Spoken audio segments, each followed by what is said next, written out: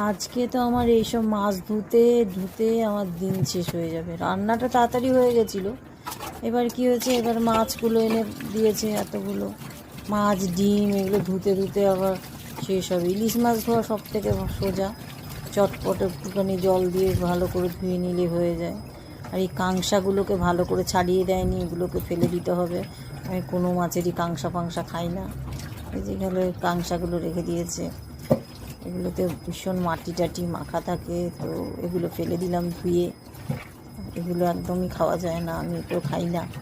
শুধু মুড়োটা দিয়ে একটু তরকারি খেতে ভালো লাগে। এবার এনেছে মাছের ডিম। এই বর্ষাকালে মাছের ডিম খেতে আমার খুব ভালো লাগে।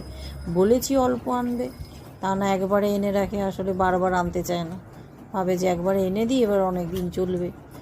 বাজার করাটা সত্যি চাপের কারণে সবসময় বাড়িতে থাকে না, তো ডিম খুব ভালো করে ধুয়ে টুয়ে নিয়ে রাখতে হয় এবং সেটা ভাগে ভাগে রাখি, যাতে এক এক দিন এক একটা বার করতে হয়। ইলিশ মাছগুলোকে একটু হলুদ নুন মাখিয়ে রাখলে আরও বেশি ভালো থাকে।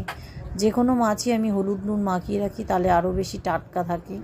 ডিপ ফ্রিজারেই থাকবে, কিন্তু আরও বেশি ভালো থাকবে, যাতে নুন আর হলুদ এটাকে আরও বেশি ভালোভাবে রাখে, যা গুণ নষ্ট না হয় এবং স্বাদ নষ্ট না হয়। এই জন্য আমি এগুলো সব ভাগে ভাগে রেখে দিচ্ছি। আর মুড়োটা আলাদা করে রাখছি, ও নানা রকম তরকারি খাওয়া যাবে, অনেক রকম মাছের মাথা দিয়ে তরকারি করা যায়। আর একটা মাছ ধোয়া